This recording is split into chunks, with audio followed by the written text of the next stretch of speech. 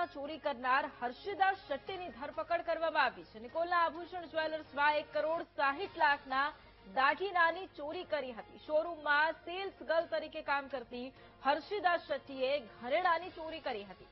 Crime બ્રાન્ચે આરોપી યુવતીની ધરપકડ કરી છે। સોનાની વીંટી, ચેન, લકી, બુટ્ટી અને મંગળસૂત્ર લઈને ફરાર થઈ ગઈ હતી। પહેલું ઘરે જવું હોવાનું કહી અને સોના ચાંદીના દાગીના લઈ અને ફરાર થઈ ગઈ હતી, પરંતુ હવે પોલીસના સકંજામાં આવી છે અને હર્ષિદા શેટ્ટીની ધરપકડ કરાઈ છે।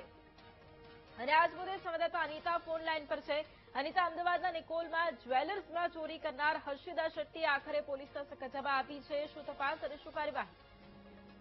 જી, ખાસ તો જે પ્રકારે નિકોલની અંદર 1.5 કરોડથી વધુનું જે મુદ્દામાલ ચોરી કરીને જે ભાગી જનાર જે સેલ્સ ગર્લ છે તેની ક્રાઇમ બ્રાન્ચે ધરપકડ કરી છે।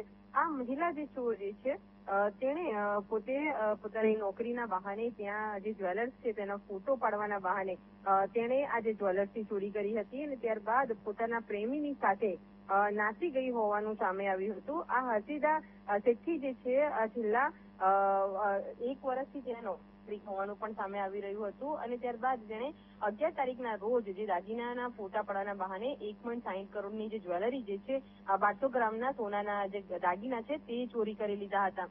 સૌથી મહત્વની બાબત એ સામે આવી હતી કે આરોપી હર્ષિદા શેટ્ટી છેલ્લા 11 મહિનાથી જે જ્વેલર્સમાં સેલ્સ ગર્લ તરીકે કામ કરતી હતી અને ત્યારબાદ લોકો સાથે વાતચીતમાં રહીને તે નાસી ગઈ હતી। ક્રાઇમ બ્રાન્ચની ટીમે તેની ધરપકડ કરીને હાલ નિકોલ પોલીસને સોંપી છે, પરંતુ તેની પાસેથી હજુ સુધી કોઈ પણ મુદ્દામાલ નહીં મળતા પોલીસ તેની પૂછપરછ કરી રહી છે, કારણ કે આ જે ચોરી કેસની અંદર તેનો પ્રેમી બી શંકાસ્પદ હાલતમાં સંડોવાયેલો છે, પરંતુ તે હજુ મળી આવ્યો નહીં હોવાના કારણે આ જે જ્વેલરી તેને ક્યાં છુપાવી છે, કોને આપી છે, તે તમામ મુદ્દે વધુ તપાસ હાથ ધરવામાં આવી છે। જી બિલકુલ, આભાર અનિતા।